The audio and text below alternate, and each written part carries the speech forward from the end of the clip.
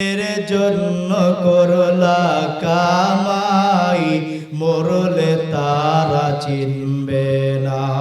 কথা বলেন ঠিক কিনা? আজকে মরলে কালকে দুদিন, পরের দিন কেউ কাঁদবে না। যাদের জন্য করলা কামাই, মরলে তারা চিনবে না। কথা বল ঠিক কিনা?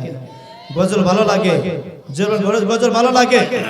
এর জন্য বাবারা আপনাদের অনুরোধ করে বলিয়া যায়, মসজিদ থেকে যখন মুয়াজ্জিন সাহেব যখন এলান দেয়, মসজিদ থেকে যখন এলান দেয়, সাহাবায়ে কেরামরা জমিনের ভিতরে যখন কাজ করতেন, ক্ষেত খামারে যখন কাজরত অবস্থায় থাকতেন, মুয়াজ্জিন সাহেব যখন আযান দিতেন, হাইয়া আলাস সালাহ,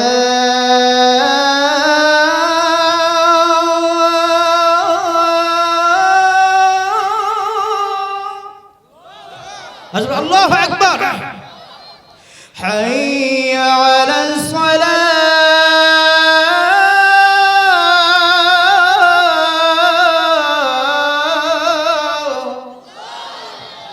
আল্লাহু আকবার। সবাই জবান খুলে বলে আল্লাহু আকবার। হাইয়া আলাল ফালাহ,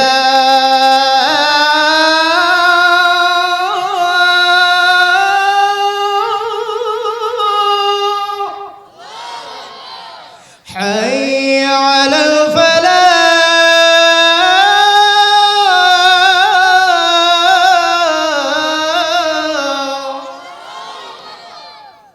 এই আযানের শব্দ যখন শুনতেন, সাহাবায়ে কেরামরা জমিনের কাজ আর করতেন না, বাসায় কাজ আর করতেন না, ওনারা আযানের আহ্বানে, আযানের মহব্বতে ওনারা বলতেন, এই ধ্বনিটা আমার না, এই ধ্বনিটা হযরত বেলালের না, এই ধ্বনিটা আমার আল্লাহ তাআলার।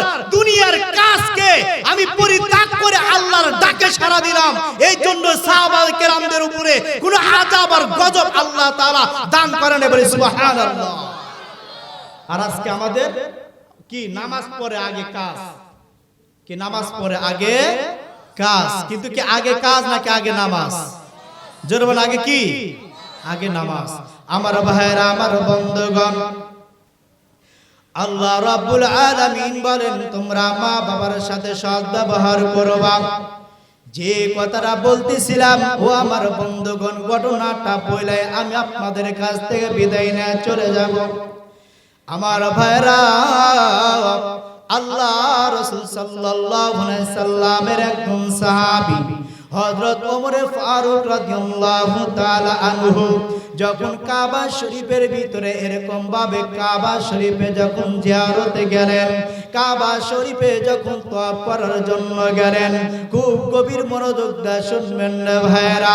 কাবা শরীফে যখন তওয়াফ করার জন্য গেলেন, হযরত ওমর ফারুক রাদিয়াল্লাহু তাআলা আনহু বলেন, আমি যখন খানা কাবার চত্বরের ভিতরে আমি যখন তওয়াফ করলাম, দেখি দূর থেকে একজন ব্যক্তিকে দেখা যায়, দূর থেকে কেমন যেন ঘোলা ঘোলা একটা ব্যক্তিকে দেখা যায়, কাবা শরীফের দিকে আগা আসতেছে, কাবা শরীফের দিকে আগা আসে। আমার আম্মা জানেরা, ও যুবক ভাইরা রে, হযরত ওমর বলে, আমি দেখি একজন যুবক কাবা শরীফের দিকে আগা আসে, কিন্তু তার কাঁধের উপরে একজন মহিলাকে দেখা যায়, একজন বয়স্ক মহিলাকে দেখা যায় কাঁধে করে নিয়া হযরত ওমর কাবা শরীফের দিকে আগা আসতেছে।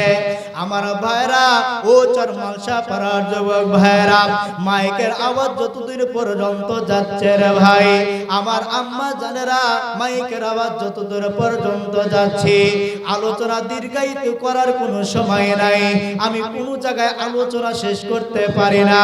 আমার ভাইরা, ওমর ফারুক রাদিয়াল্লাহু তাআলা আনহু যখন কাবা শরীফের চত্বর থেকে দেখলেন যুবকটা আসে, কিন্তু যুবকটা একা আসে না, যুবকের কাঁধের উপরে একজন বৃদ্ধা মহিলাকে কাঁধে কইরা নিয়া হযরত ওমর দেখেন যুবকটা কাবা শরীফের দিকে আগাছে। হযরত ওমর ফারুক রাদিয়াল্লাহু তাআলা আনহু কাবা শরীফের চত্বর থেকে উঠা যুবকের দিকে হাঁটা শুরু করলেন। যাইতে যাইতে দেখে এই যুবকটা বহু দূর থেকে যুবকটা হাইটা হাইটা এসেছে কাবা শরীফ জিয়ারত করার জন্য, তওয়াফ করার জন্য। হযরত ওমরকে দেখার সাথে সাথে যুবকটা চিনতে পারে নাই। এই যুবককে হযরত ওমর আগে সালাম জানাইলেন, ডাক দিয়ে বললেন, আসসালামু আলাইকুম ওয়া রাহমাতুল্লাহ।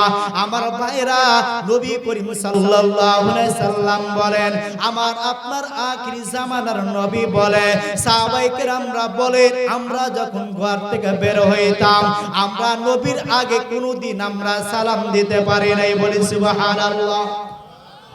নবী সর্বপ্রথম সালাম দেওয়ার চেষ্টা করেছেন। সাহাবায়ে কেরামরা বলেন, কোনোদিন আমরা নবীর আগে সালাম দিতে পারি নাই, নবীর আগে কোনোদিন আমরা সালাম দিতে পারি নাই। আর আজকে বর্তমান আমাদের সমাজের ভিতরে কিছু নেতা আর খেতা মুরব্বি তৈরি হয়ে গেছে, তারা বলে, ও আমাকে কেন সালাম দিল না? কথা বলেন ঠিক কিনা? কি বলে, ও আমাকে কেন সালাম দিল না? আমি সমাজ প্রধান, আমি বিচার করি, টাকা ছাড়া বিচারই করি না। কথা বলেন ঠিক কিনা? কি বলে, টাকা দেন, কার ক্ষেত কার ভিতরে লাগাল লাগবে ওই বুদ্ধি আমার কাছে আছে। টাকা দেন, আর একজনের ক্ষেত আর একটুর উপরে ফালা দেন, আছে না নাই? আপনারা জানেন